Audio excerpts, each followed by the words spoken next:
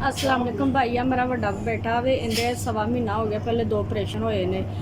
असी ये ऑपरेशन हूँ ना इंदे नक्क च फिर दोबारा गोशा आ गया तो इंदे नक्क चों ना खून निकलदा वे ते असी बड़े परेशान है ते इंदे ना साह बड़ा खराब हो जाता वे कदों सौंदा वे ते डॉक्टरां नाल कॉल कीती। डॉक्टर कहंदे ने तुहाडे ना तुसी दोबारा फिर आके ना इनू चेक कराओ।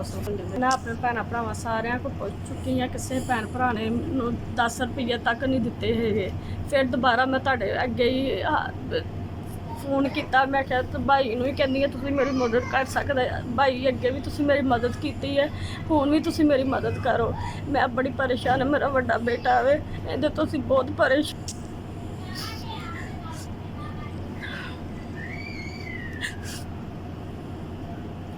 ਤੁਹਾਡਾ ਹੀ ਸਹਾਰਾ ਵੇ, ਤੁਹਾਡਾ ਹੀ ਮੈਨੂੰ ਆਸਰਾ ਵੇ। ਮੈਂ ਤੁਹਾਡੇ ਨਾਲ ਫਿਰ ਦੁਬਾਰਾ ਰਾਬਤਾ ਕੀਤਾ। ਤੁਸੀਂ ਮੇਰੇ ਬੇਟੇ ਦੀ ਜ਼ਿੰਦਗੀ ਬਚਾਉਣੀ ਹੈ, ਤੁਸੀਂ ਇਹਦਾ ਇਲਾਜ ਕਰਾਉਣਾ ਪੂਰਾ ਮੁਕੰਮਲ।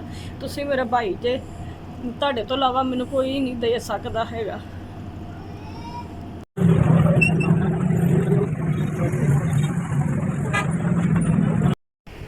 अस्सलाम वालेकुम भाई।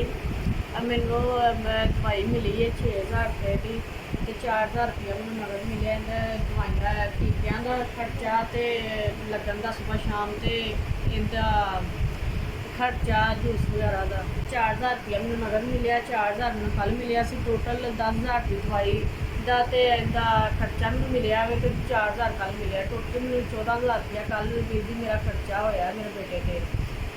भाई अल्लाह तुहानू खुश रखे। तुसीं मैनूं दवाइयां लैके दित्तियां, मेरे बेटे का इलाज तुसीं करा रहे जे। अल्लाह तुहानू बाद रखे, तुहाडे बच्चों नूं बाद रखे। अल्लाह तुहानू हमेशा खुश रखे। मैं किन्नी देर मेरा साह चलते रहंदे उन्नी देर भाई मैं तुहानू दुआवां देंदी रहांगी, देंदी रहिंदी आ। अल्लाह तुहानू तंदुरुस्ती देवे, तुहाडे बच्चों नूं तंदुरुस्ती देवे। मैं झोलियां फला फला के कहंदी मेरे भाई नूं तंदुरुस्ती देवे। केरा भाइयां ने मेरे बच्चे का एहसास करते पे ने। अल्लाह उन्होंने सेहत तंदुरुस्ती देवे, उन्होंने खुश रखे हमेशा, उन्होंने तत्ती हवा ना लगन देवे। अल्लाह तुहानू हमेशा ही इंज खुश रखे। तुसीं भरे खजाने तुहाडे रहन। मेरे मारी गरीबी का तुसीं एहसास करते पे मेरे बेटे का।